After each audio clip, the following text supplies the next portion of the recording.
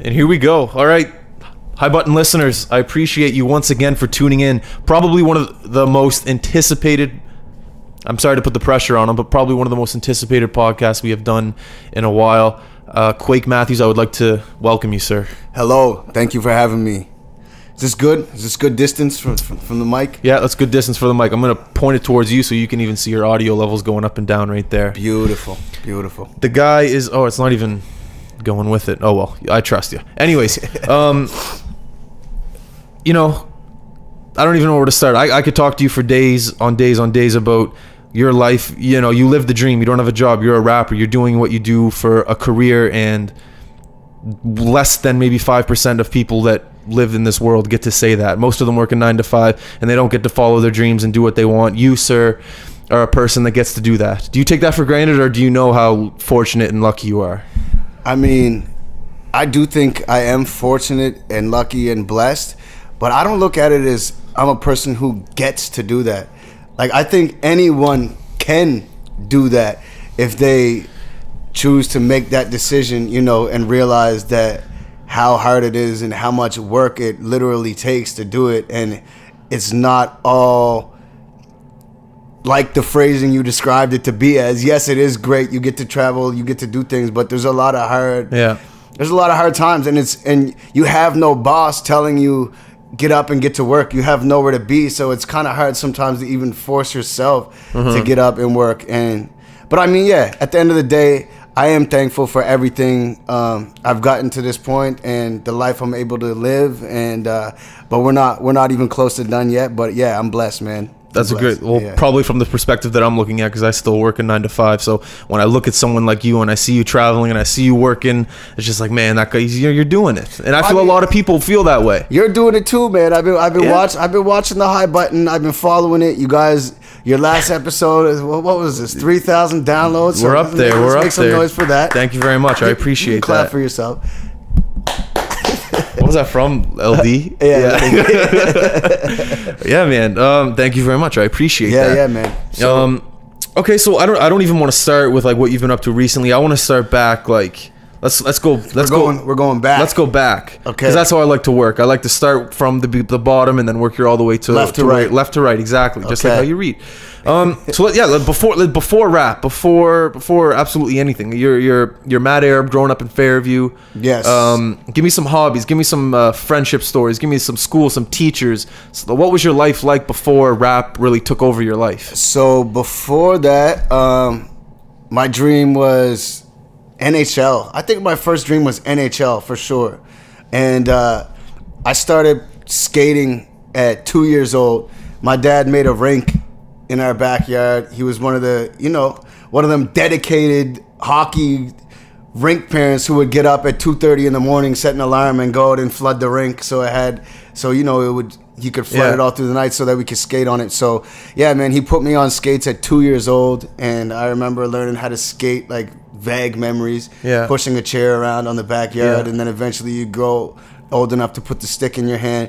So from that point on, that was all I wanted to do. My goal was like, I remember as a kid being like, I'm gonna make it to the NHL, and I remember parents used to be like, you know, that's like, not a lot of people get to do that. You know, that's pretty seldom. And I was like, well, I'll be on the Mooseheads at least then. And so that was my dream. you know. So you're basically every average Canadian kid growing up. Yeah. So that was the initial dream. But yeah. So I don't know at what point did music take over, because I always had the interest in music when I was playing hockey. Like, so I started skating at 2, like I said, but at like 6 years old, I would go to a babysitter's up the street, and she had 2 older sons, and they had like all these rap tapes. They had extensive collection of CDs and tapes. And I remember I was like 6 years old, and I heard the first CD I heard was Doggy Style, Snoop Dogg. Yeah. And I never heard anything like it, because, like, you know, up to 6 years old, all you hear is what your parents listen to. And I remember we had a record player around the house, and, you know, my parents would listen to Rod Stewart, and my dad's favorite was Bruce Springsteen. And I've been listening to him lately. That guy's pretty incredible. Yeah, great songwriter. Yeah. My dad tries to take credit. He goes,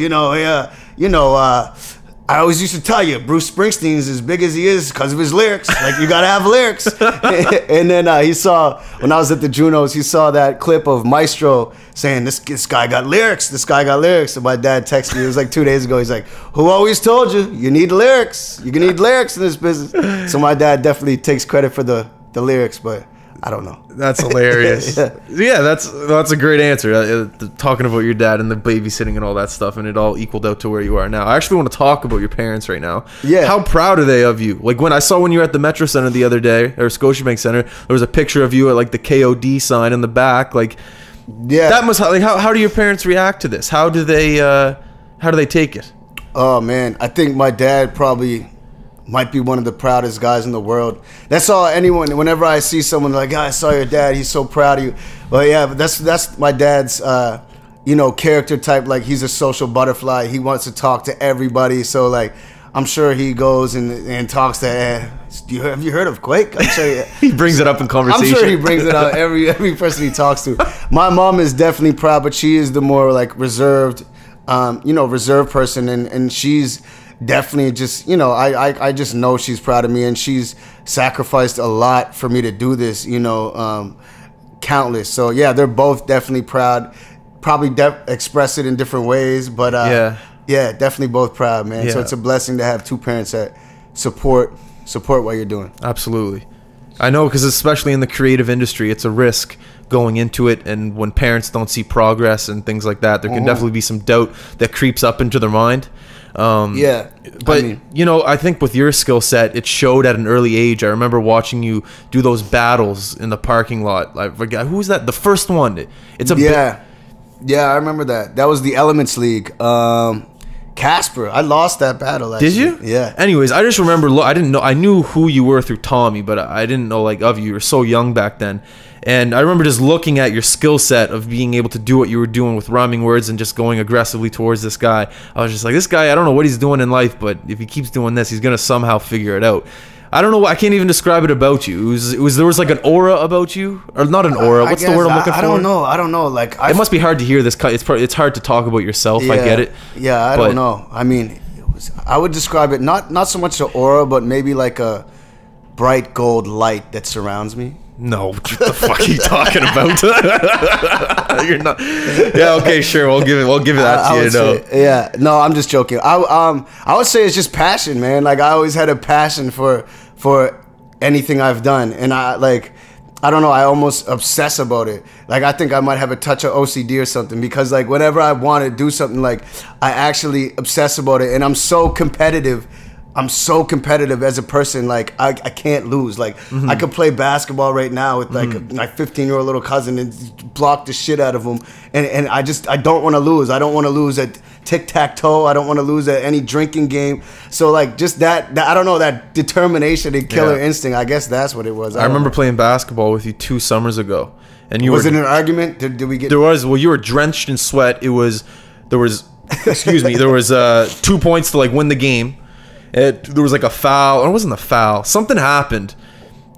There wasn't an argument, but you could tell you were just furious. I'm pretty sure you lost the game. Not to make fun of you or anything, but we lost. I'm pretty sure you lost the game, and I could tell, like, before, when you got to the court, you're happy, and then when it was over and you lost, I could just like, oh Jesus, man, he's pissed. I still hold that. Do you remember that game we played? Was that by the fire? By the fire courts. You remember that? I still hold that to this day. What a game that was! Historic day. All of Fairview came out for that. It was very historic, and it was incredible, man. I'm pissed I lost. I mean, it still replays. All right.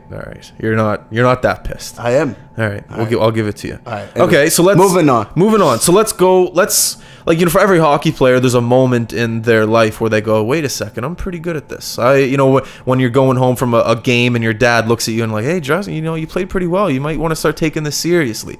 What was the point for you when, essentially you got in your dad's car and you're just like, hey, I'm pretty good at this. I should start taking this serious. How old were you? What was the circumstance? For hockey? No, for music. I'm just saying, from my perspective, it was hockey. Okay, there was a point where I realized I had a skill set. When was the point that you realized you had a skill set? Yeah,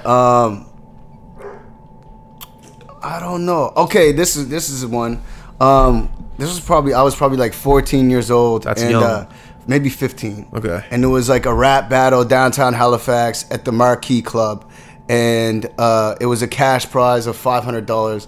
So I was like, what, 14 or 15? I think I was in grade 9 maybe, let's say. Okay. And so I was like, all right, I'm going to enter this battle. And it was like, it's not like how they battle today. It's like, it's almost like a round robin. So there'll be like 8 people that enter it, and you don't know who you're going to battle. You don't prepare. So they'll be like, in the first round, it's Justin versus him. If you lose, you're out. And then, so you just keep going. So like March Madness. You got to make it up on the spot. Okay, and then it's, in these days, it had like a beat played. You didn't know what beat you were going to get. So you just had to tear them up off whatever beat that played. I'm picturing 8 Mile right now. It was like that format, more so than the rap battle format you would see today. Okay. So I went down there. I remembered like this was like yesterday, man. And I remember I had sweatpants on and like Shaq basketball jersey. And I remember specifically sitting by myself before the battle, and a lot of the other battlers were coming up to me like, you're in this battle? Like, these are like grown men, like probably like 22. And you're 14 rolling in there. Like, you're in your battle. I remember people laughing at me. Like, who did you go with? Sorry to interrupt you. Who did I go? Who did you go to with? The battle with? Yeah. Myself. You went by yourself at 14 years old to a rap battle to go against grown men. Yeah, I went by myself. Yeah, man. I went by myself. And I knew some people there. Like, I don't know who might have been there. Like, maybe Spesh K. If you remember Spesh K, maybe he was there. I don't know if he was or not. So did you tell your parents about this, or was this just Yeah. So they dropped me off, and I had to get this form signed from the liquor commission. Oh yeah, because you're going into a club underage, so you got to do it. So I did that, and anyways, like, long story short, that was when I first made my name. Your question was, when did you finally realize you had something special?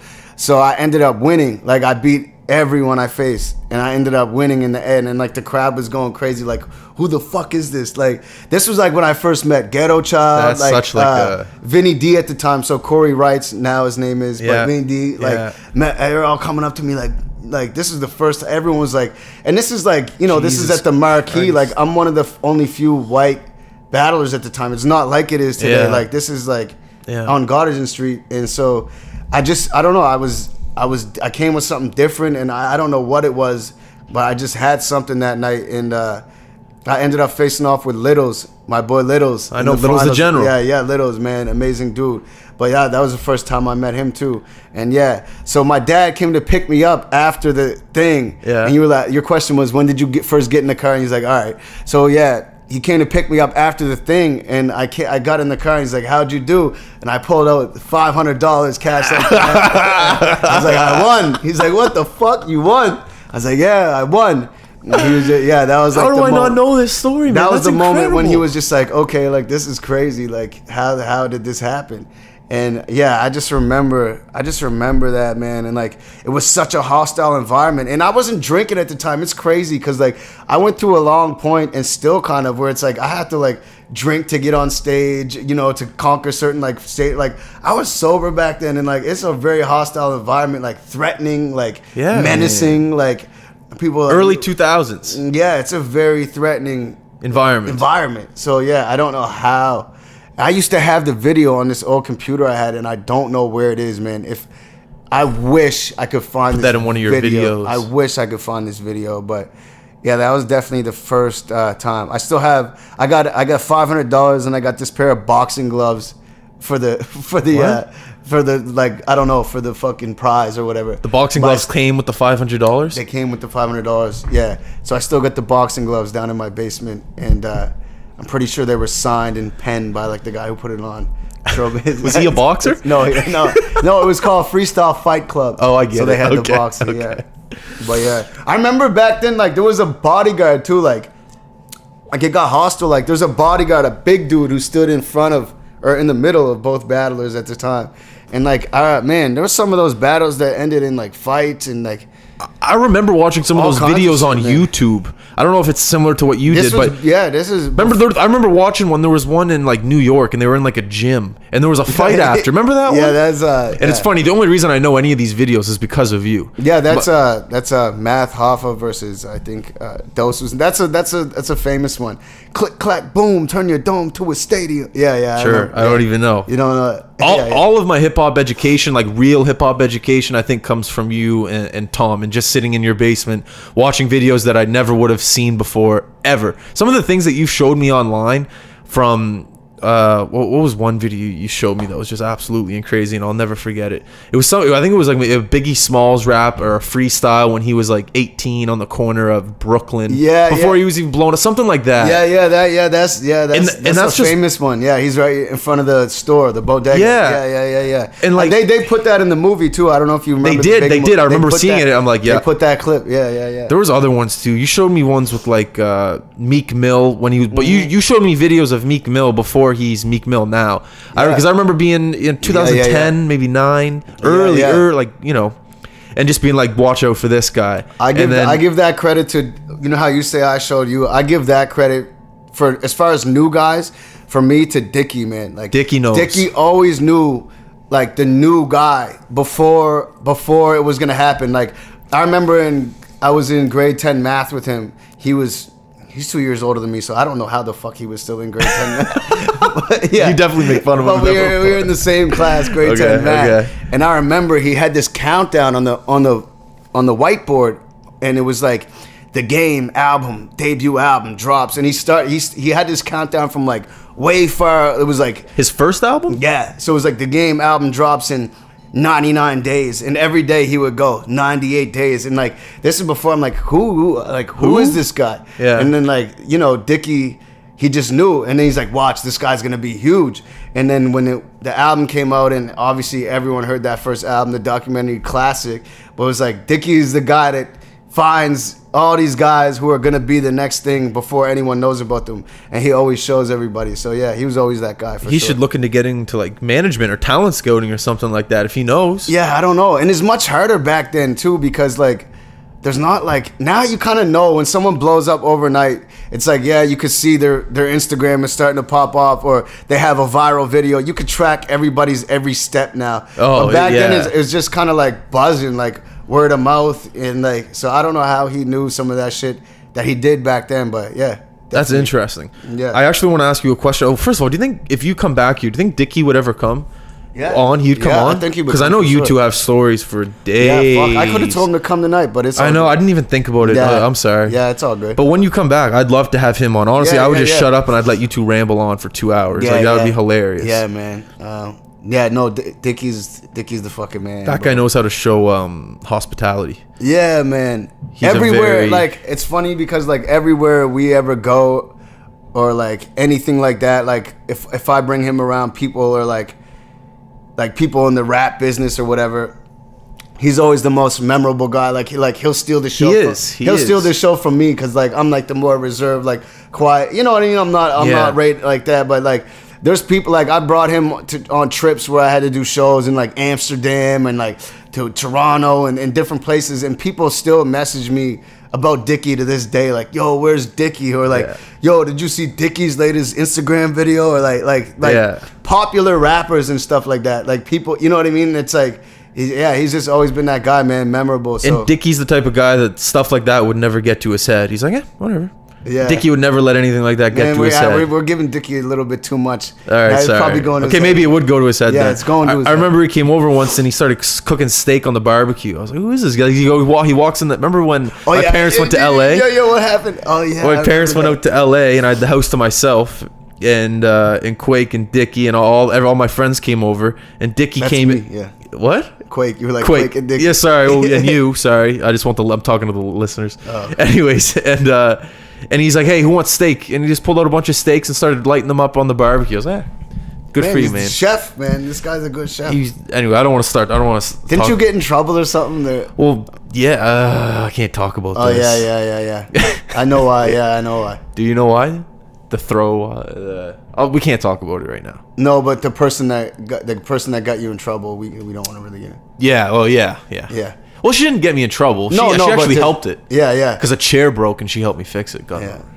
Yeah. Anyways, okay, let's. I have a really important question, but I want to save it for like the 30-minute mark, almost like halfway. Worries. So we're gonna save that question. You might know what it is, maybe not. I also want to talk about Europe. Do you want to talk about Europe right now? I have two questions that I want to ask you right now. One's Europe, and then the other one is music outside of rap or artists outside of rap that you admire. So you pick what one you want to talk about first, Europe or the music one. Man, it doesn't matter. We could talk about. Let's do the music one. I want to hear that. So outside of rap, I know you mentioned Bruce Springsteen with your dad, but he's more of your dad's generation. So let's talk more this generation. What's more of maybe even rock and roll? Maybe it's opera, not opera, but maybe something that that you like that's outside of rap. Man, this is like the generic answer, but like I've learned that from doing this music that we're not all so different. Like people separate genres and all this, but like I've grown to learn that like a good song is a good song no matter what it is, and I've worked with a lot of different people across different genres that made me appreciate different types of music. So like I can't, that is like the politically correct answer, but like honestly, like going to song camps that I went to and writing with country writers, and like to me like that made me appreciate country. Like to me country has the best like storytelling than besides hip hop that I can see, but yeah, for me, other than rap, I always liked female like soulful singers like female R&B singers, like Lauryn Hill. I love Lauryn Hill. I love Alicia Keys. Like Beyonce. Like man, I'm not gonna sit here and like bash. I'm not gonna sit here and bash her. Incredible artist, like one of the best performers of all time. Yeah. But like just as far as my favorite, I don't know, whatever it is, I never really like gravitated as much as I did towards Alicia Keys.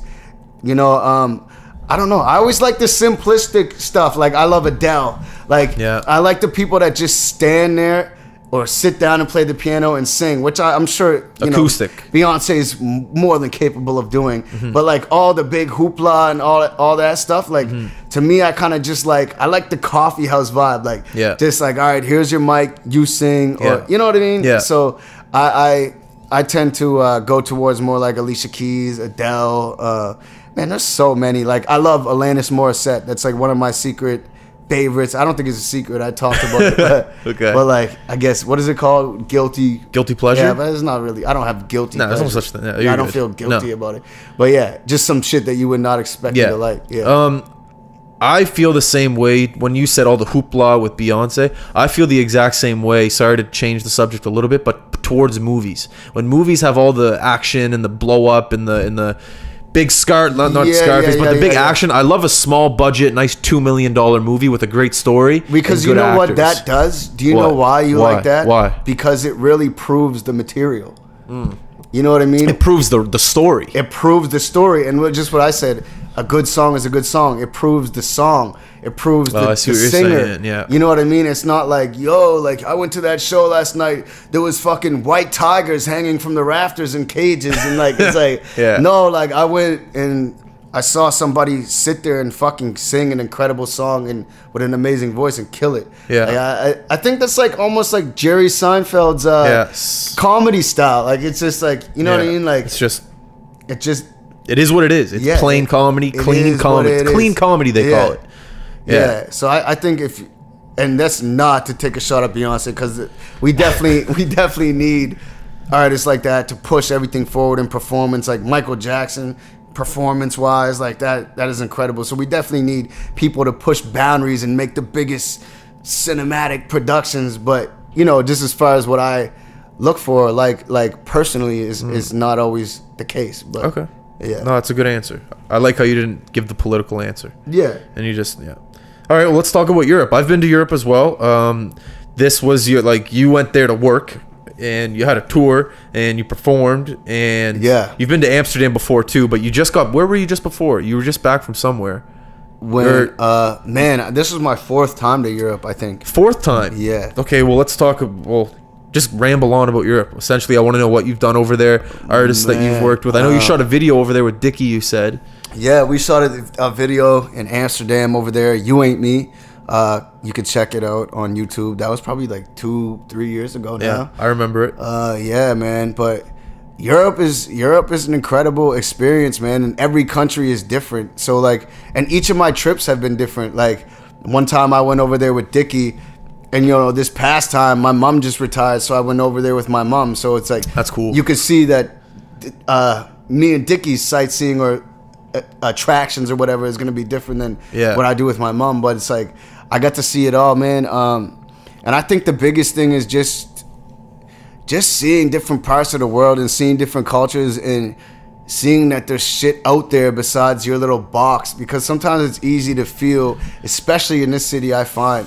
like boxed in, or that there's nothing else that exists, or you know. So yeah, it was a blessing, man. Like, yeah, I don't know. One of my favorite lines from you were saying, "I'm sitting on Beverly Hills on the balcony looking over my UK deal."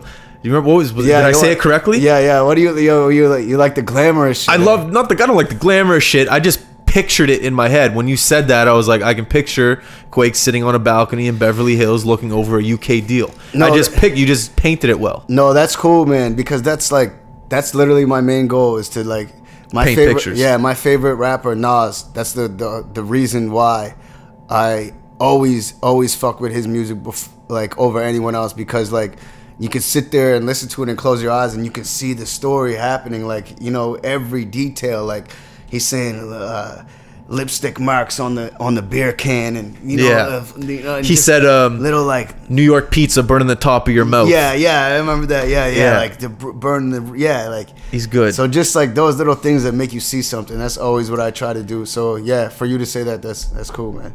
You're welcome. Yeah, you're good. You're better than that than you think, man. There's a lot of songs where maybe it's because I know you. Yeah. But I definitely a lot of your songs. What was another one with you and Tommy with the sharing the chocolate bar in LaGuardia Airport? Like I could picture that in my head. I was That's like, a true story, man. Do you want to tell that story? Because I talk to Tommy about that all the time, and I don't know if you don't have to, if you don't want to. No, we just had no money. Like we were going to. Prior to this, I did the song Warrior with Freeway, and we got this big video grant.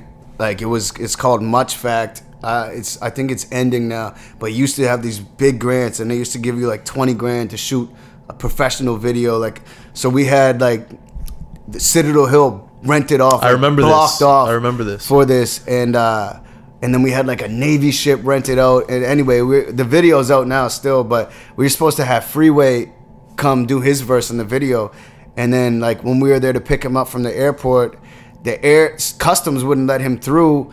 Because of some like a crime he did in like 1993, like some stupid ass charge, like, and they were just being pricks about it, and they sent him back home.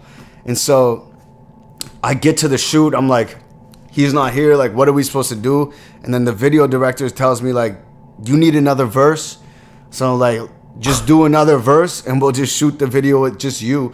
So that's how that song came to be, like the original and the remix. So wait, on the spot, you just made up a verse? So on the day of the video shoot? I don't think I went there. I think I called her and I was like, he can't come. Cashmere, shout out to Cashmere. And I was like, he can't come. I was like, what are we going to do? Like, we have Citadel Hill blocked off. Like, I don't know how much this costs. Like, and we have a Navy ship rented in the harbor. Yeah. And so it was like, we're not going to just shoot. Like, we don't have a song. Like, what are we supposed to do? Like, he does the second verse. She's like, I don't know how you're going to do it. I don't care what you do. She's like, write a second verse, record it, memorize it, bring the new song down, and hurry up because you're like an hour late. So I'm like, oh my fuck. Your head's spinning. So my head's spinning. So I'm just sitting at home, and I remember I was just like, all right, like this is crunch time. Like this is pressure. Everyone's waiting at the shoot, the whole crew. Like this is not like nowadays where it's like you can get one camera. Like they have like cast and crew and lighting and background, and like this was a big budget video. Yeah. So I'm sitting at home and whatever. Like I just wrote it and I recorded it on my mic, and like I don't know how to really mix, so it was like it ended up sounding like shitty, but it's like just for the video, just so we could get the visuals. Yeah. So you know I raced down, and then we did it, and I was having trouble memorizing the verse a few times because it's like fucking something I just wrote. Yeah. So by the end of the night, you know, we got all the shots we needed. Then I got someone to clean up my verse. I think I re-recorded it at a better place. Yeah. And then we put the song together. But yeah, so anyways, this was leading into the LaGuardia Airport. Okay. So it was like I was pissed because Freeway is one of my favorite rappers and he didn't get to come through for this video shoot. So basically, I did another song with him, and I was like, all right, I did another song on the next album. So But you went to Philly. Yeah, I'm like, all right, Yeah. now I'm shooting this video, and there's no way they can fuck this up. We're not taking a chance. I'm going there. Yeah. And then me and Tommy realized that at the same time there was a festival there, Made in America. It was Jay-Z's festival. It was the first year that they did it. They blocked off the streets in Philly. We saw Drake, Jay-Z, French Montana, like whoever, like a bunch of people. Yeah.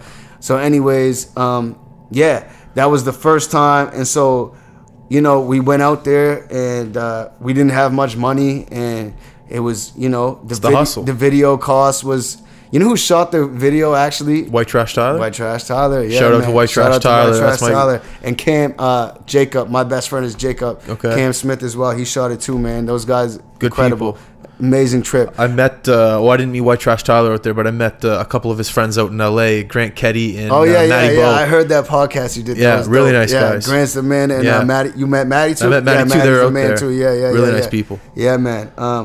But yeah, so we just went out there and we just pretty much was like, this was at a time in my life where it was like, I don't have a lot of money, but like every last dollar I had, I wanted to put into making my dream possible. And like, not even to sound like a sob story or something, like this was really what it was. And I remember just coming home, I had no money on my debit, and neither did Tommy. And I remember I had like a $5 American bill left, and we had a layover. I don't know where we stopped. Maybe Newark, New Jersey. We had a layover, and we're like, man, we're starving. I'm like, man, I literally spent every last dollar. He's like, man, me too.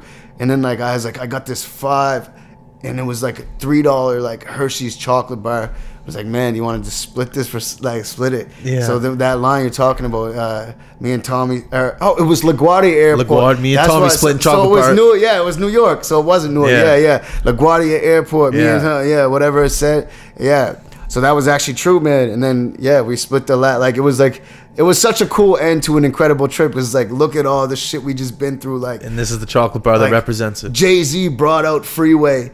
And you were just with Freeway. The Jay-Z brought out Freeway the night after. We just shot a video of them. And it was like just a surreal trip. We got to see everything we wanted. We spent every last dollar, like went to the max. So that ended, it was kind of like symbolic. Like, fuck, man, let's split this chocolate bar. And yeah, it was dope. That's incredible, man. Just listening to that, it's just like, that's just like definitely a memory, man. It was definitely something I felt I had to put into the song for sure. You might not think it. I'm sure people come up and tell you all the time, "Oh, your music helps me" and things like that. But they're not lying, man. Your music, like as much like your music relates. It relates to a lot of people. Yeah, that's man. I think so many people can relate to the things that you're saying. And like I said a second ago, you know how to paint a picture. It's just I don't know. At least for me, when I listen to your music, I think we're a lot more alike. Just as people, like, not to get deep, but I think we're a lot more alike as people than sometimes we think we are. Absolutely. Right? You know what I've noticed since I've done what I mean? Since I've done these street interviews the past couple of days, I've noticed that.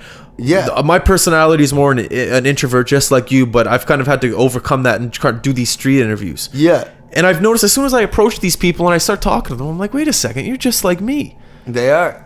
And it could be anyone. It could be any race, any walk of life, different walk. Like, we're a lot more alike, I think, than we actually think. And I don't know what it. Let's not get deep. Let's cut this off soon. But I don't know if it's like society like telling us you're the bad people and this and that. Like, I don't know. But it's like when you like break it down, it brings it back to the genre thing we were talking about before. Whereas like country music, I was writing with country music, and it's just like, at going into it, you're so scared. Where I think it's society where you're so scared. This group is different than you, and this group is different than you, and you don't mix with them. But then when you get down to it and just have a conversation with someone, or write a song with someone, or in your case, walk up to the street and talk to someone, you realize that no matter who it is, like, we all have common ground. And I think bringing back to your point, that's why my music relates, is because I grew up around so many different walks of life, and I was always able to adapt and relate and connect and build friendships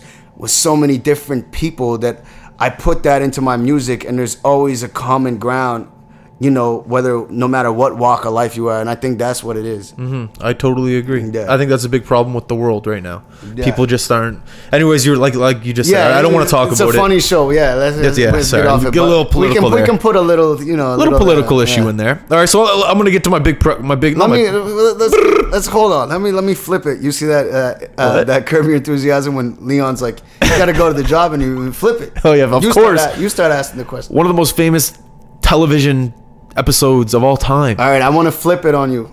Flip it on me. You asked me like, what was I like as a kid before everything? Like, did you live in this house all your life? Like, what did you do for fun? What was it like? I grew up in Rockingham, so just down the street on the Bedford Highway area. Yeah. And very similar to you, the dad in the backyard, the rink. We had a basketball court. You had the rink? We had the rink, of course, Wow. man. Every dad builds the rink. Every dad? I thought my dad. Well, maybe not. Not every dad. No. Dads that care. Yeah. Dads that want to see their kids. I don't think every dad builds the rink. You're right. I'm sorry. You Not gotta every give your dad. dad more credit than that, man. I'm sorry. I apologize. Not every dad. A rare breed of dads. Quake's dad and my dad. Same The dad. only two. Only two. And anyway, I don't know. Yeah, athletics were surrounded my life. My dad was a really good hockey player growing up, so I wanted to be exactly like him. School wasn't my thing. I tried to, fit in, like even social skills growing up. I wasn't there. I didn't really make solid group of friends until like high school. Yeah. I had acne. I was insecure. It wasn't the best childhood growing up, but once I got better at sports, I started becoming, more social with people. I started becoming more comfortable with myself. Yeah. Girls started coming into the picture. That always helped as well. And things like that. Just No, for sure, not really man. different. No, I know. Like I said, we're not that different, man. It was mischief ever like a thing in your neighborhood? Like, what do you mean? Did you guys ever do like the like? Oh yeah, we cherry bombed as kids. Like, isn't that all there was to do? Like, was just like throw the cars are passing by, throw snowballs. Well, we were cherry bombs. Like what's a cherry on Dumbrack how they used to have the bushes. Yeah. The cherries. You guys called them cherry bombs. Cherry bombs. See, in Fairview, we called it burying. Let's go burying. It's called burying. Man, you got no money in your pocket. You want to run from some police and know you can't get arrested. You go cherry bombing. Just go burying. Just go burying. Yeah, Sorry. we used to sit on the back like Dumbrack. Yeah. At the back, by not where Fairview Court's, like where those woods are. I know. And you would have to time your throw with that stuff. Because the cars are The going. car's going so fast, so it's almost like a wide receiver doing a slant pattern. Yeah. And you got to lead the ball out, so that the wide receiver runs into it. So you gotta put it way out in front of the car, and then it drives in, and when the perfect one hits the windshield. Oh, that snap. That feeling. Did you ever get a handful? A handful. Oh, we used to get a handful. A handful. That's cheating, man. That's cheating, man. Oh man, we had no money. Just wanted something to do. Wanted to run. Man, police always came. Sometimes we got chased like bad, man. And back in the day, where in our neighborhood, I'm sure in Fairview, it was all woods, so you could run in the woods. But now it's all houses. No, one time this guy just wouldn't give up, man. And like I was blessed. I was a pretty fast kid. Yeah. But like this one guy wouldn't give up, and I'm pretty sure he was. Yeah. Me and I think Matt Giles maybe, like we had a hiding place, and this guy was like. This was like a 20-minute chase, and like this guy had a stick coming through the woods, like beating the stick in his hand, like a classic movie scene. Like this guy's going like that, running, and then like so we're all running. Me and Matt Charles like make it to his house, hide in the backyard, and poor Pudge, he was a little heavier at the time. Pudge Kelly Sear was a little heavier at the time, yeah. And yeah, I'm pretty sure one of the guys like got him or something. Yeah. So they were kind of roughing Pudge up, the story goes, and then Jared Bottomley, Michelle Bottomley's brother, comes out and like punches a hole in punches a dent in Buddy's van. Oh. And he drove off. So that was like my most exciting episode of burying. Yeah, burying. Man, great times. I mean, man, but sometimes you feel bad, like. Well, now you feel terrible. Absolutely. Like I remember we camped out in Kelly Sears' backyard one night, and like we threw everything at this house behind him, like, and we're so stupid, like yogurt containers, like eggs, like ketchup, barbecue sauce, eggs, everything. And then we didn't know who lived there. And then we came, like, the next day. Don't tell me it's an old. No, the next day, his mom goes out into the yard and she looks at one of the yogurts. Kelly Sears' mom looks at one of the yogurts and she goes, "It's the same expiry date as the one in the fridge." And she caught us off evidence, circumstantial evidence. So anyway, she goes, you guys gotta go over there and apologize to whoever lives there. So we walk over and we're just shaking, like scared, scared to death. And it's an old man and an old woman. He comes out and he goes, "What, did you come over to bring the bacon?" To go, to go with the eggs. And then I was like, we're like, "Man, we're so sorry. I never felt worse in my life." I was like, "I'm so sorry." And then he's like, yeah, you're forgiven. Just go volunteer at the church," which you did. We did. Wow. No, you didn't. Okay, yeah. Okay, no, yeah, you did. No, you did. Yeah, we did. Yeah, we did. Yeah, but man, I would feel like shit. Yeah, you that feel like suck. a piece of shit. I think that's the like. Yeah, you realize it's not worth it. Fun anymore. I don't want to talk about this anymore. Yeah. It's a bad topic. I don't know how did I bring this up? I don't know how it got brought up. Anyways, I want to get to this question. Go ahead. You have been in the room with some rap legends. Yep. Let me list off a couple of names. These are the ones that I know of. I'm sure there's been plenty more. Yeah. Freeway, Royce the 5'9", Method Man, Drake, T.I., and Naughty by Nature. I don't know if there's been any more. When you go into the room with these people, I want to know what your mindset is. Is your mindset try to impress this person and be a little bit business savvy to try to maybe work with them one day? Or is your mindset going in there, Jesus, I don't know. Tell me, what's your mindset? I'm going to give the corny answer, okay, but it's not corny because it's just true. Like, this sounds so stupid, but you know how, like, when you're going out, you're going out with a girl or something, your mom's like, "All you gotta do is just be yourself." Oh yeah. But like, really, like, realistically, like, if you go in trying to impress, or you're acting out of character that you're not comfortable with, like, people are gonna see that. They're gonna see that. They're gonna see through that instantly. Like, and like, I've tried it, and I know, like, I've tried to, like, I've been shy to meet people and everything, and got too, like, belligerently drunk and, like, start, like, talking out of character like I'm some big cool, like, whatever, and it's just like that's not the energy that I bring forth, and people can see that. And so I don't know, my goal every time, it brings it back to what we were talking about, how we're not so different. Like, okay, these people might have sold a lot of records, or they might have a legendary status, but at the end of the day, I think everyone is human, and if you approach them with respect and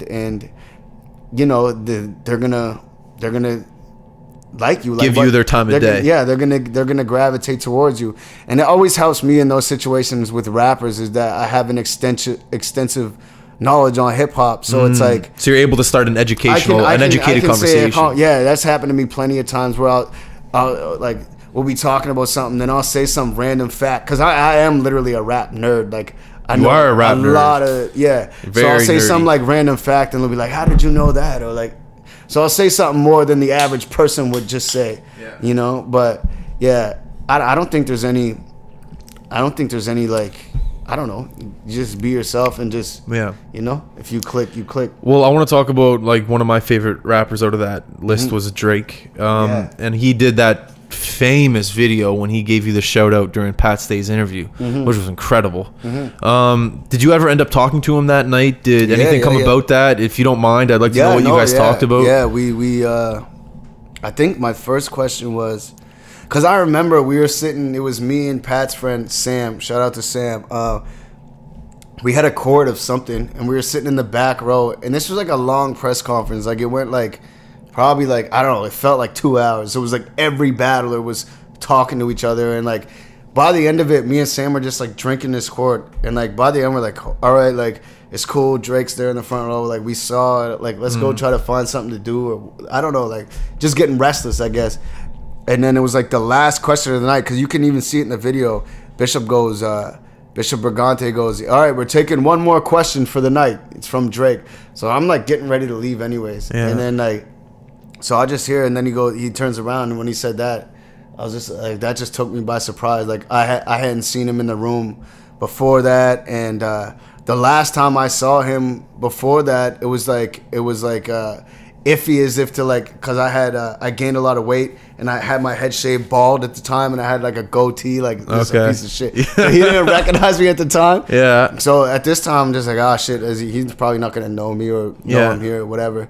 And so yeah, man, he said that, and I was just like, what the fuck? Like, I stood up. I was like, I'm drunk as shit at this point. Are you? Yeah, we just sitting in the back board, polishing the court, like in the back row. Yeah. He's in the front row. But yeah, I was just like, damn, like, the first thing that came to mind was just like, damn, like, that's a down-to-earth, he's a cool guy. Like, he doesn't have to, just for him to do that, that's the thing that came to my mind, was like, he didn't have you to don't do have that. to do that. And like, he did that all throughout the night to everyone. He Just giving people shout-outs to different people, yeah, that he didn't have to do. Yeah. And like, if you look on that video, "Summertime Win Now," like, I think the #1 like comment is Drake brought me here. You know what I mean? So Cool. it's like, I was like, he doesn't have to do that. So I think when I went up to him, the first question was like, it was Obi O'Brien I seen first. The orange beard guy. Yeah. So I asked him, I was like, how does he know? Like, how did he see that song? And he gave me like a real mysterious answer. He's like, we see everything. Oh my god! It's like these guys are. You know what? I bet they're just hip hop nerds like you. I know, but the way like I brought it interpreted up. it was like this, like God level, like we see it. I don't know, just the way like Damn, man. Yeah. But They portray it and they live I know it. for a fact that you're right. They're just like me and whoever else that studies his cultures. They watch it every day. Yeah. And just because they're very successful doesn't mean they're gonna change it Any and all of a different. sudden become this asshole. Like Yeah. if I sold whatever, how many records tomorrow, I'm not gonna start acting a certain way. Yeah. Yeah. So man, yeah, definitely a down to earth guy. Like, got to meet him and kick it with him probably, I don't know, 4 or 5 times whenever I bumped into him over the years. Yeah. But always the utmost respect, and never acted better than anyone, and always just, I don't know, man, just a supporter of the culture. So I could never ever say anything bad. Like, that guy, He's just classy. He's the classiest. Perfect. Man. Like, just the man. You know what I just thought about? If you're saying that they see everything, Yeah. he might be seeing this. Maybe he's seeing this. Anyways, though. But you know what? I don't know. I don't know if he's gonna watch an hour in. Of course he is, man. He has nothing going on right now. Actually, no, he is dropping an album soon. Was it Scorpion? Oh yeah, I saw that. Yeah. I don't know what. There must be something behind it. Scorpion. Honestly, I've gotten through like 2 questions. Yeah, go ahead. Actually, I'm not even going to ask you a question. I'm going to tell you a story right now. Yeah, tell me. You're going to be. How long is this? Anyway? We're at 48 minutes. Okay. How much time do you have? I could go for long. Anyways, it doesn't matter. Yeah, You're good. We'll just go until it sucks. Okay, sounds good. Might suck already. No, what are you talking about? No, it's interesting. I'm just. That doesn't suck. You tell me when it sucks. So I'm working at a little story time. I'm working out in Vancouver right now. I'm working at When is this? Like last year or? Oh, sorry. Yeah, it was this year. Oh no, This year? It's 2017. So 2017. Yeah. I'm working at Herschel. It's the backpack company. Mm-hmm. So the head office is out in Vancouver there, and they're playing the radio in the office. What comes on? Confessions. Oh yeah. So we're in the middle of this session right now where I'm trying clothes on for this company, and your fucking song comes on. Yeah. I stop everything. I stop everything. There's probably 15 people in the room. Mm-hmm. Stop everything. Yeah. Because I'm the not to brag, I'm the fit model, so I'm trying the clothes on. So everyone's looking at me. The fit model. Yeah, like, what does that mean? So because I got a good body, so they put clothes on me to like measure it up perfectly. You know what I mean? You're the perfect. You're the template of bodies. I am the medium of Herschel. You are. The curve is based on you. The curve is based on me. If you have a Herschel jacket, t-shirt, sweater, pant, rain jacket, and it's a medium size, it's based on my body. Isn't that crazy? That's crazy. I'm basically a walking, talking. Legend. Not legend. I wish. What are they called? Dummies or no? Mannequin. Anyway, so everyone's looking at me. They're trying out like a shoulder on a rain jacket or something like that. Your song comes on the radio. I stop everything. I go, whoa, sorry, just 1 second. Everyone, listen to this song right now. Yeah. This is my friend from Nova Scotia. I said this. Like, what did they say with that? Like, get back to work? Or? Well, no, just let me finish what I was saying. I wasn't done my speech. I was like, yeah, whoa, everyone, listen. This guy grew up. I kind of lied a bit. I was like, this guy grew up down the street from me. He was my neighbor. Listen to this song. You just made the story better. I lied a little bit. I was like, this guy's my neighbor. Listen to him. This is a song on the radio. Everyone was just like, oh, okay, sweet. No one really gave a fuck. Yeah. Like, okay, who's this guy? Anyways, I was just so happy. Like, I just felt I was all the way across on the other side of the country. Yeah. With a bunch of weird people looking at me, sticking needles in my t-shirt and shit like that. And then all of a sudden your song comes on, and I just like freaked out. I was just like, man, that's my guy right there. No, man, that's amazing, man. That's amazing. Like, and just I've been fortunate enough to have, you know, that song coast to coast do well at the radio. And there was another story. Kelly Sear, he told me that same thing. He was in like a sales, like he does sales, and he was like somewhere like trying to pitch, like a sales pitch or something. Yeah. And like the song was playing where he was at, and like he said like he heard it come on. And he's like in the middle of his speech, and he stopped. He was just like it was just like brought him to another world. Yeah. So I love hearing shit like that, and just like friends that can hear it across the country. Like, man, that's crazy. Like, isn't that the biggest reward for you, more than money, more than anything? Just hearing that other people. It's crazy, man. Isn't that the best feeling right now that you're feeling? And I think like the radio thing is special to us and friends is because it's spontaneous. So it's not like, I went on YouTube and saw your new song, I like it. It was you were minding your business, going about your day, not planning it, and then it came to you. Yeah. So I feel like that's the special thing about it. And I mean, it's crazy, man. Like the first time I heard it, man, like I had goosebumps. Like I was damn near like tearing up. Like I didn't tear up. Give me your story. Where were you? I didn't tear up. I was at home, but it's kind of different for me because like you knew that I knew this was the day it started, and I knew someone at the I knew my man at Virgin Radio, Turk. And he texted me. He's like, man, they got your song in rotation now. He's like, the first time we're gonna play it is in like half an hour.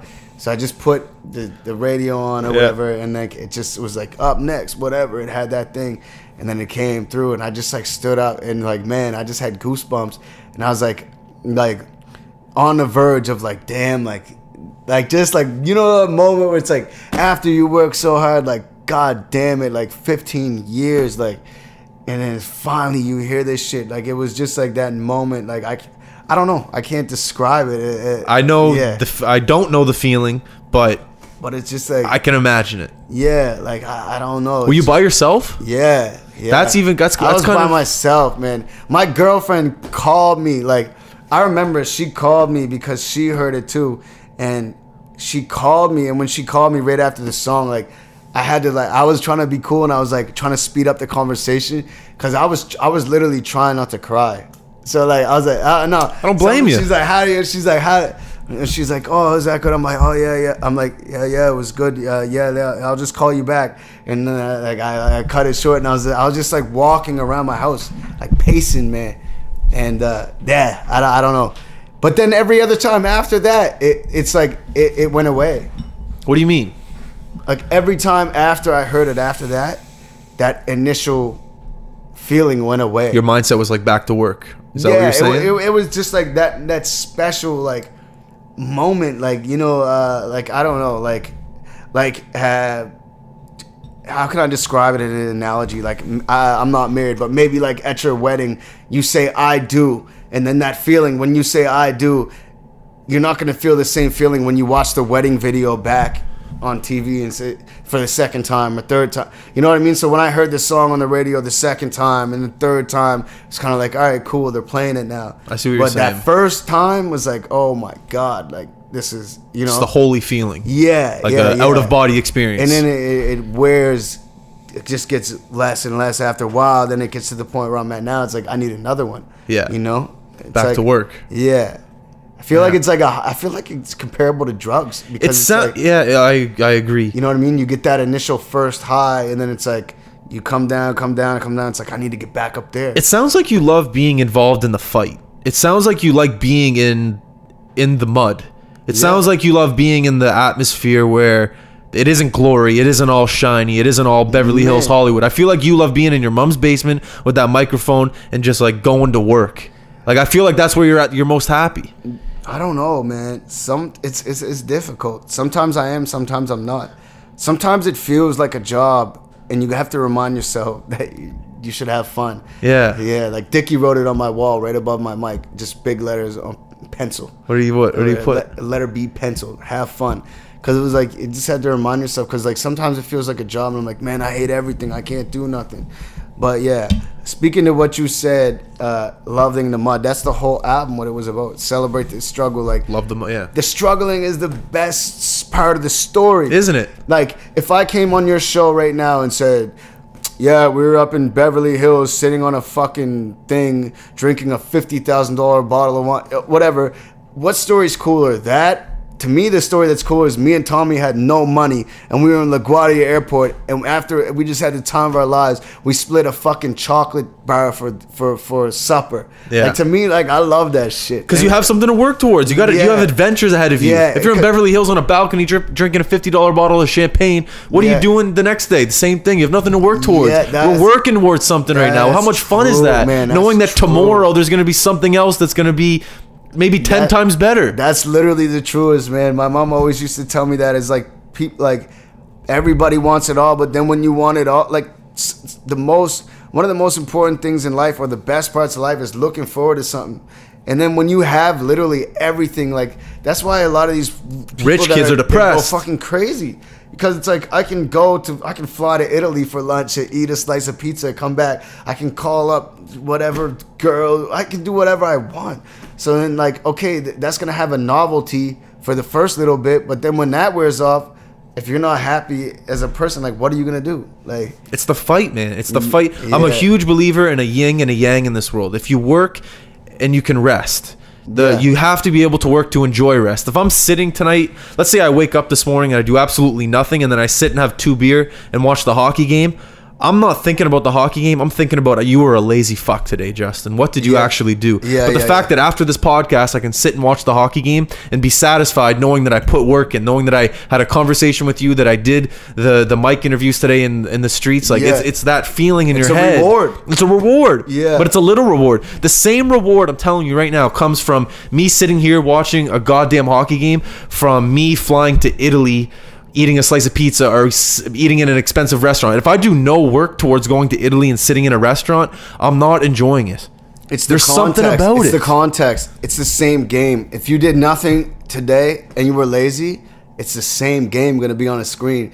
But the fact that you grinded and you did all work today, and now you can sit down and relax and reflect on what you did. You know what I mean? It means so much more. I think that's a huge thing with mental health in general. I know there's different strains of mental health, and people are depressed for certain reasons.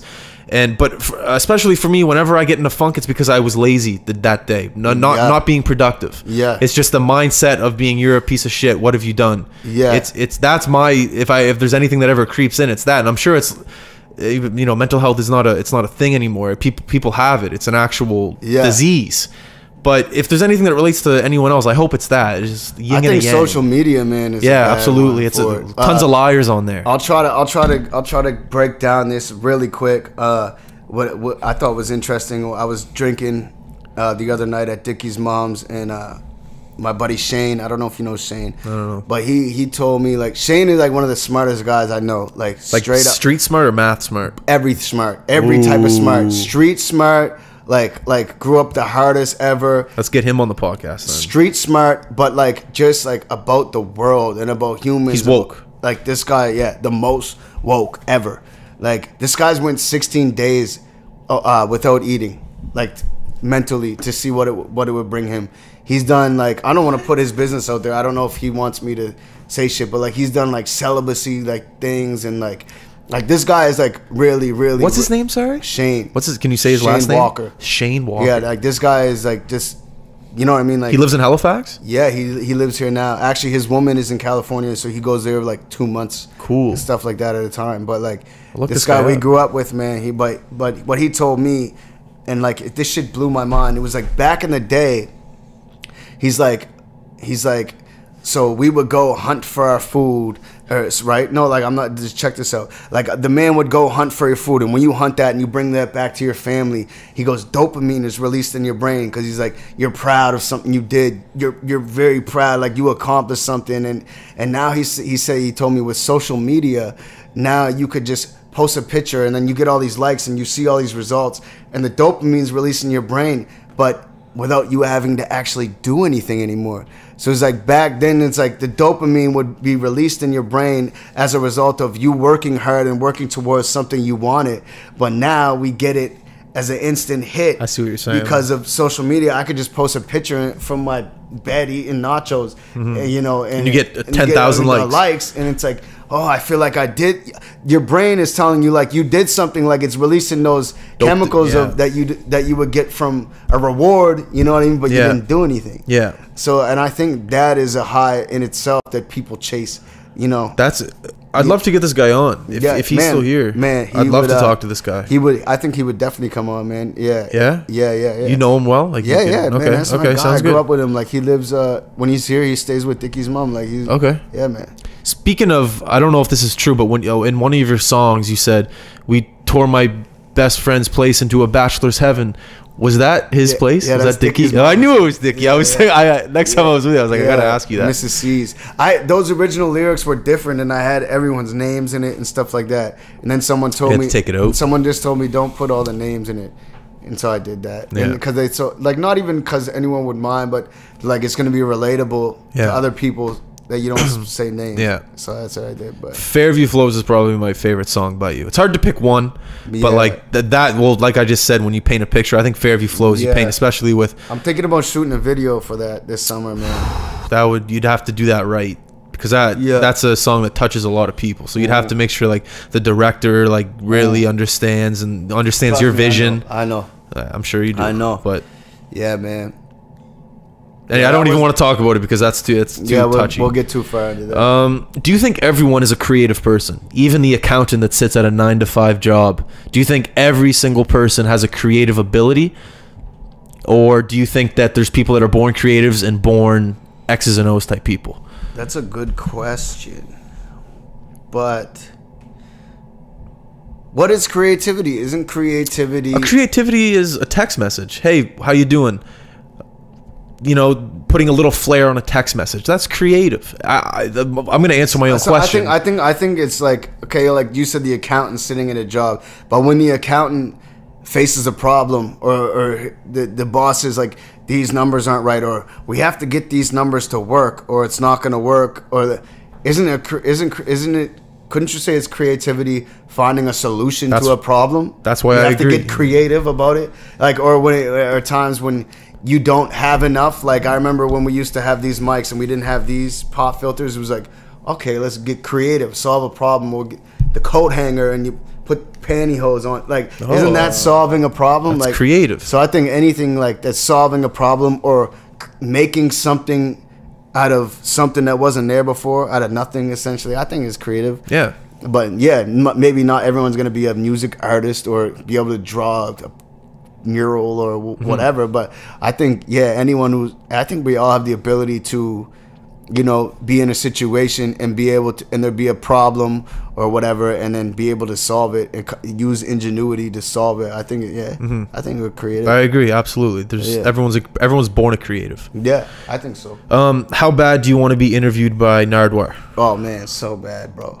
Like I got this song. Like I never did this song. I took so long to put this together, and I just never wrote the verses yet. What do you? Oh, okay, sorry about Nardwar. Yeah. So like, my idea was like, it's like I've always tweeted in my past, like one day I'm gonna be on Nardwar. Like I inboxed this guy, like, yo, one day I'm gonna be on there, and like, so I went, like this took me like probably like 24 hours, like in a day, and I went and I took clips from all of his interviews and pieced pieces together, like using audio editing, and made it sound like he was doing an interview to me and I was gonna rap the answers on the beat. So like for example, like he had an interview with DJ Quake, so he would be like, so what do you think about this, Quake? Right? So then I would take the And then I went to the Drake one. He's like, so Drake, right? So then I took That's so smart. So then I took the ache, right? And then like, don't copy me on this if people see this. So then like, I have all the questions. So it'd be like, so what do you think of this, Quake? And then like, so I edited it all together. Like he asked me so many questions. Like, so how is it working with classify? Like all questions, I pieced it together that like pertain to my life. And like, I set it all up. And for some reason, I just never wrote the answers yet. But it's all laid out. Like all the questions are laid out. So one day I might like, I don't know, I shouldn't have shared that, but like one day I'm gonna fucking fill it in. One day you're gonna be interviewed by him and he's gonna be watching this and he's gonna know that. I'm sorry, I need to put my 2 cents in. Remember when you were talking about Ovi O'Brien and he's like, we see everything. Yeah. Nardwuar. Yeah. Knows everything. Yeah, I know.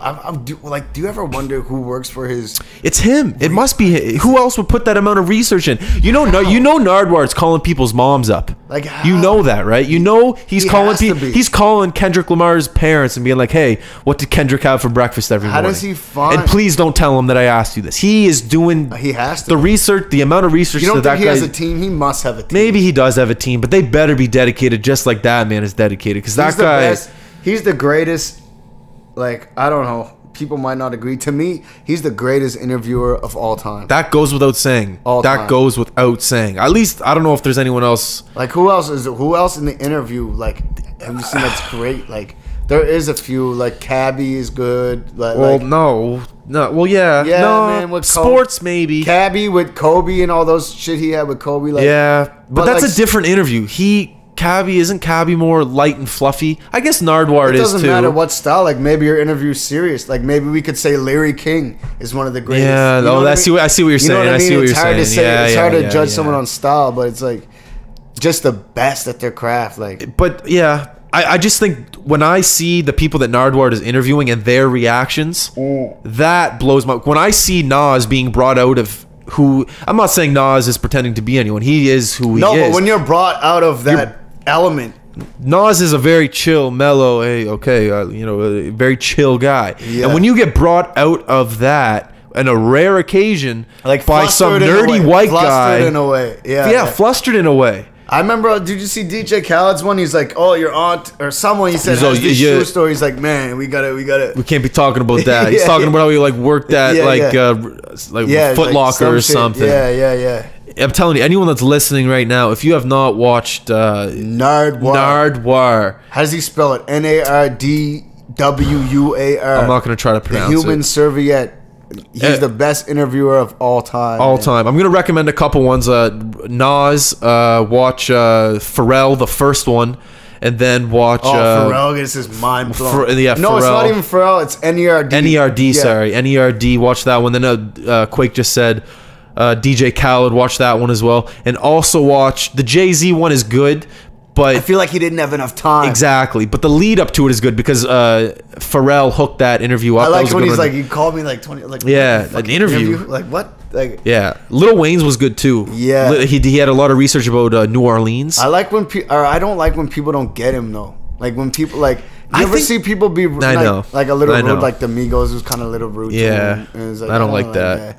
But like, and I hate when people are fans of him too. I don't like that. I hate when people are like, "Oh, I'm getting interviewed by Nardwuar." So if that ever happens to you, don't do that. I'm not gonna play it cool because that turns it off. Well, I don't know. Like Drake was a fan when he did it, and J. Cole was like. But that's why I didn't recommend them because I didn't like it. Really? I don't like when.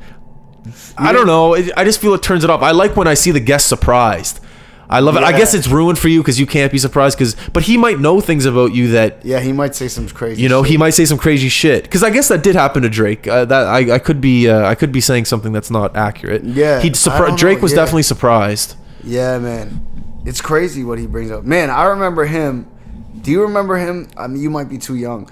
When his interview shit was on Much Music. Channel 17. It was more Much Music was more punk. I remember it. Channel 17. Like, that was where I first saw his interview. Nardwuar, he had the punk rock and roll background. It's crazy. Yeah. You know what? Other one was crazy was his Slipknot. Remember that band Slipknot? Yeah, I remember. I used to like a couple songs by them. I don't remember them though. But like, I don't remember the song names. But like they had the masks and shit. Yeah, man, crazy.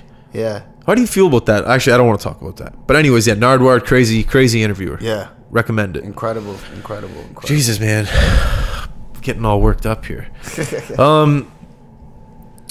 I want to talk about the Junos. You just got back from the Junos. You were in Vancouver, a city that I lived in for the past year. With beautiful city. Shout out to Tommy. Let's talk about it. What was it like? Maybe give me some people that you've met. I saw that you were on the red carpet. Not a big deal. Yeah. And you got the pictures taken of you. Yeah, man. Let's go. Give me the all-star treatment here. Yeah. I don't know where you want me to start. I'm looking at the face of a first-class passenger. Give me the grapes, something like that. You flew to Vancouver. Yeah.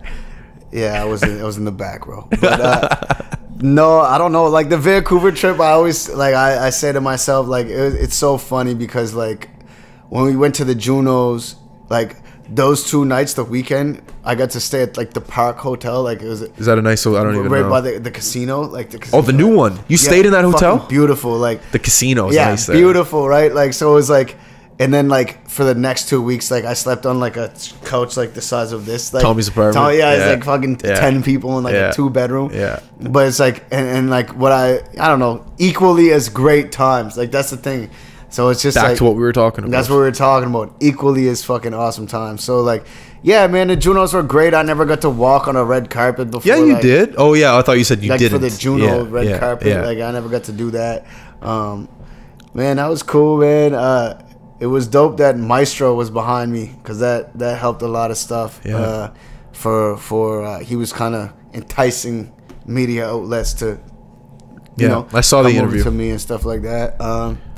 Yeah, man, it was dope. Like just being a part of the whole thing and just getting to meet people. Like network. Yeah, networking, man. Like when you go to the Junos after the red carpet, you're like in this bar for like 2 hours till you wait, and then they lead you like down a hallway till you get to the awards. So like in this bar is like everybody's in this bar. Okay, so give me your experience in the bar. Were you like, did you know most of the people in there? There must have been people that you weren't like. Man, I didn't know most of the people. Like it's a lot of industry, but you were comfortable being in the room. Yeah, there's certain artists and stuff you see. It's like, oh shit, like that's that. Like Daniel Caesar for one. Have you heard his music?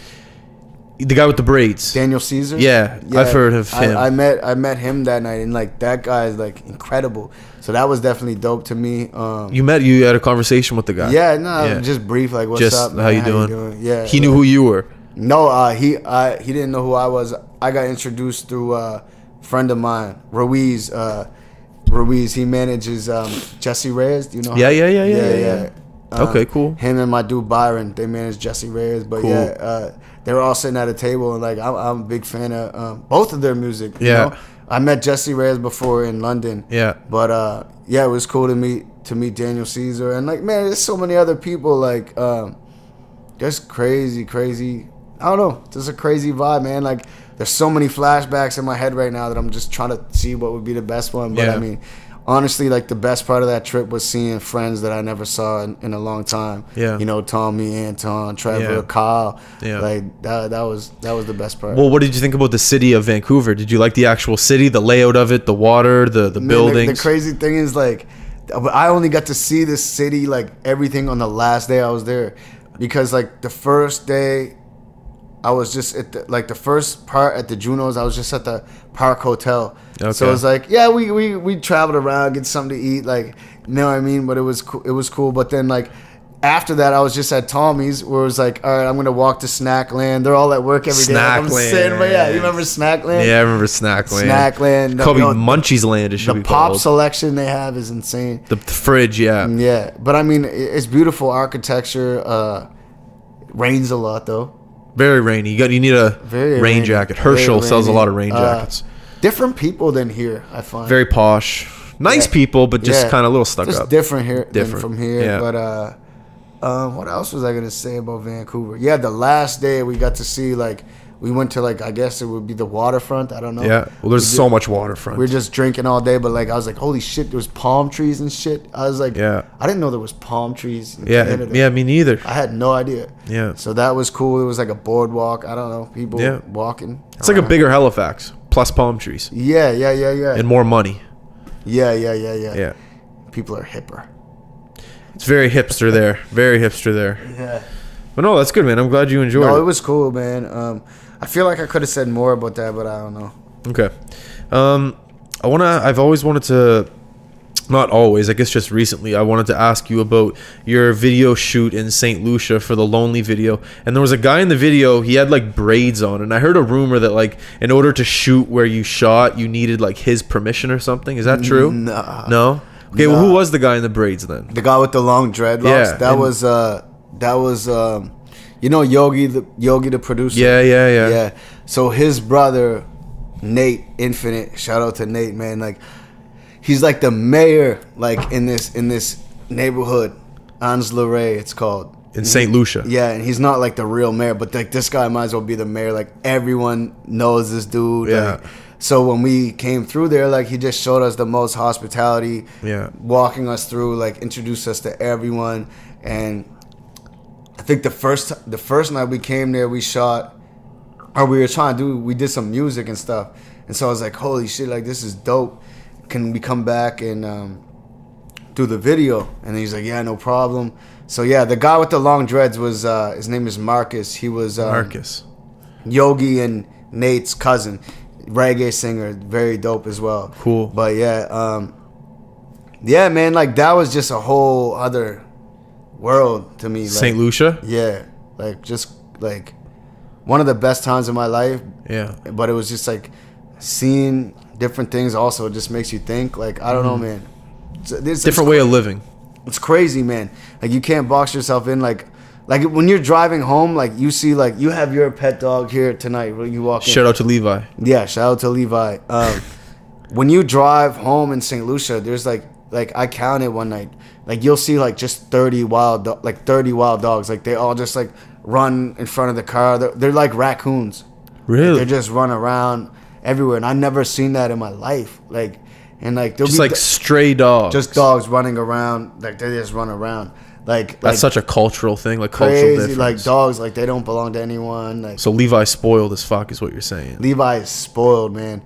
Like these dogs, like some of them, you'd just be chilling outside, like having a cigarette. The dogs will come up, like you give them something to eat, like they're just running around. Oh, that makes me so sad. They're just running around, but like, yeah. So there's definitely like different things I never saw, but like the craziest thing was like that. Everyone was so friendly and cool, and the which I expected, you know, from meeting everyone here, like everyone I know from here that came to Halifax, KO, Yogi, like everyone is so cool, you know, Nate. But like the other thing was like the fucking scenery, man. Like the beaches. This is nothing like I've ever seen. Like pyramids in the sky of like mountains, and like if you've seen some of the pictures, it's just so crazy, man. Like just like palm trees, like I never seen banana trees in my life. Like I've never walked up to a tree that you could just there's banana. And you just eat the banana? No, I never ate the banana. Like I think people own this shit. Like there's wow. like a farm, but it's like banana trees, like just cows standing like wandering, like man, just beautiful. Like we were at the beach one night and like just people pulling up on horses and like I swear to God, I was like, this is the illest shit ever. Like these guys were just pulling up on horses like at the beach. Like just ride, like I was like, man, this is crazy. Like, that's incredible. Yeah, it seems like so they're happy people. Yeah, they're very welcoming and open. Everyone's and polite. happy. Like we ate like Ans-le-Ray. That's like a lower developed area than like downtown. Like that's where Yogi's brothers from and all them. And like that was my favorite place. Like everyone was just welcoming. Like we went to like some people have local shops in their house where like fry fish and you could buy fish for like you love that $5. Yeah. Like buy some fish, or like the roti they had as a wrap. It's like curry chicken with potato. Yeah. Like you just walk up to like in their window like selling it. Like man. So is it commercialized? Like is there any advertisements? There's nothing like that, right? It's all all mom and pop. It's big in Ans-le-Ray. Yeah, that's what it was like. But okay. But in like St. Lucia, there is a lot of like tourism and stuff. There's, is there? Sandals Resort. Okay. And like all that stuff. And it's crazy. I guess it's just like here, like where I was staying like on top of this hill, and it was like you know, people who had their father was a doctor and he was like a politician, and like this, like they had a pool and like overlooked the city, and sounds like a nice place. So it's a very nice place. Like that was so it's like I guess it's anywhere you go, like there's different walks of life, different. It's the same. Yeah. Like we said, we bring it back. Not Yeah. everyone's the same, man. Like no one's Yeah. too different.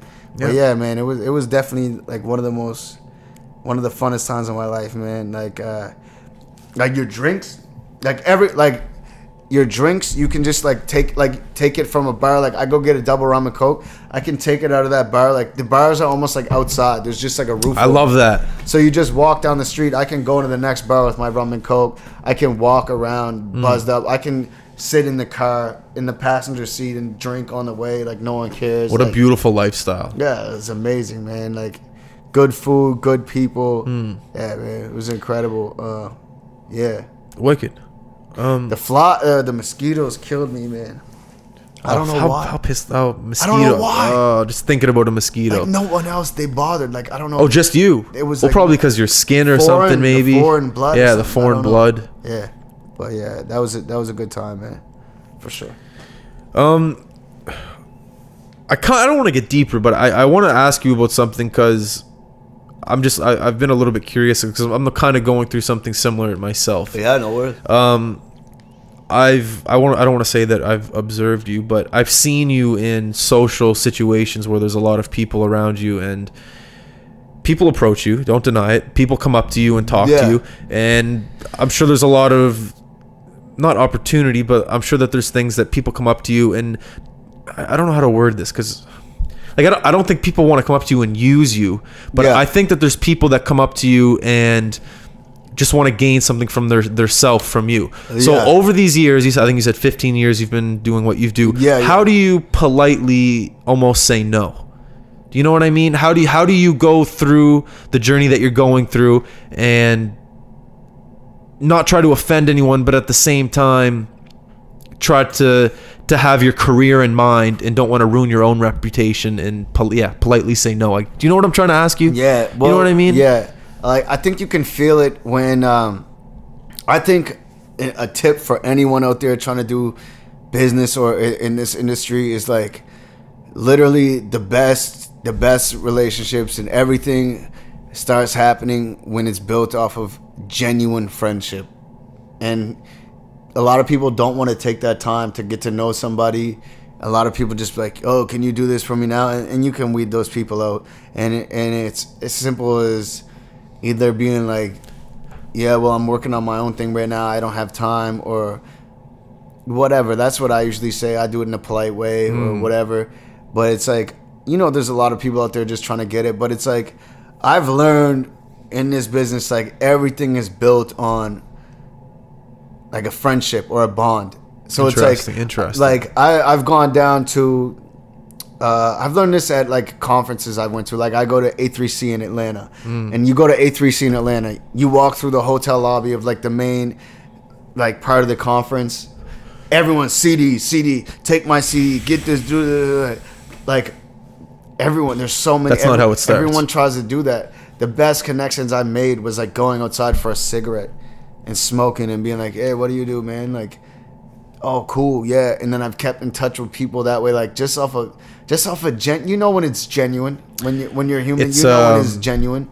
If someone came up to you right now, right, and just say they didn't want anything from you, but just say it was friendship. Someone came up to you on the street and was like, hey, man, you should be my friend. You should be my friend. I could do this for you. You know what I mean? So people have done that to you? No. But I'm giving your example. Okay, just say like, it's not music they want from you. Just say it'll be like someone coming up to you and be like, off the blue, be like, be my friend. You'd be like, what the fuck? What are you talking about? Yeah. Rather than how do you form a natural friendship? You'll be like, hey, like, whatever. You shoot the shit, and that's how the best business relationships have come about for me, through friendship. Just taking the time to get to know someone and asking them about themselves, and not treating them like a opportunity.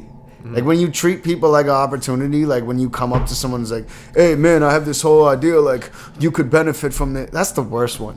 When people come to you and try to convince you that you could benefit from it, but you know that they're whatever. I don't want to say lower tier, but they're at a different level, and they're coming up trying to use you completely, but then they spin it like, oh, this will benefit you. Trust me, like this will do more for you than it will for me. And when they try to trick you like that, it's like, man, shut the fuck up. Like, You know what I mean? Yeah. So I would say the best thing is just to build the friendship. Like I don't know. Like I remember the first time I met Mike Smith, Bubbles from Trailer Park Boys. Yeah. So he texted me out of nowhere and was like, I love your music. Like I don't know how he got my number. He's like, we should meet up and like, yo, let's like whatever, let's meet up and have a meeting. So like in my head, I'm like, I had no idea like what is this meeting? Like what am I gonna do? Like I started preparing like all this business shit in my mind, like do I know what my profit is or my like I didn't know shit. Like I thought it was like you know what I mean? I thought know it what was you like mean, some yeah. type of business meeting. Or This like, guy's a big heavyweight in yeah, the so it's like entertainment. I had no idea what it was. And then like I went down and we just started fucking drinking beers, got fucking loaded, had a bunch of laughs, and It turned into a friendship. I didn't ask him for nothing. He didn't say nothing to me. Yeah, and it turned into a friendship, and that's like 3-4 years ago. Now it's like, all right, like if there's something that makes sense, he can help me with it, or I can, if there's something I can do for them, you know what I mean? Which they can probably do more for me than I can do for them. But still, at the end of the day, it's a friendship. But that's what it is. People don't want to put in that time and just Get to know the person. Be someone's friend. Like, why do you always want something for? Like, you know what I mean? Like, I don't know. No, that's great advice. That's very well said. Yeah. You're a guy that I'm sure has had to go through situations where, you've had to learn, man. You can sniff them out instantly when it's just a selfish person that just wants something. Like, it's stupid. You see like a bunch of them. And It's an obvious thing. Yeah. It's like they don't care about. Yeah. You can tell when someone doesn't care or Yeah. they just want something. Like, Yeah. you know? Well said. Jesus, man, we've been going. It's hour 30. Hour and 30 minutes. Jeez, let's wrap it up. Give these poor listeners a break. All right. I'm trying to think. I covered everything that I wanted to ask you about. There's a couple other things, but you covered them with the other questions that I asked you. So I think you're pretty good. All right. So yeah, are you gonna come back? You gotta come back. I'm coming back. I'm bringing Dickie and Shane.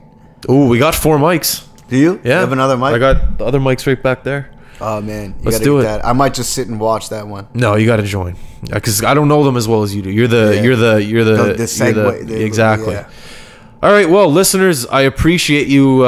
If you're still listening, an hour and 30 minutes. That's a beautiful thing right there. Quake, thank you for coming, man. I appreciate it. God bless. You're always a great guest. I always love talking to you. He'll definitely be back. Once again, go to the iTunes, Facebook, Instagram, Twitter, follow, like, subscribe, all that good shit. I appreciate you. Godspeed. High button. We're out.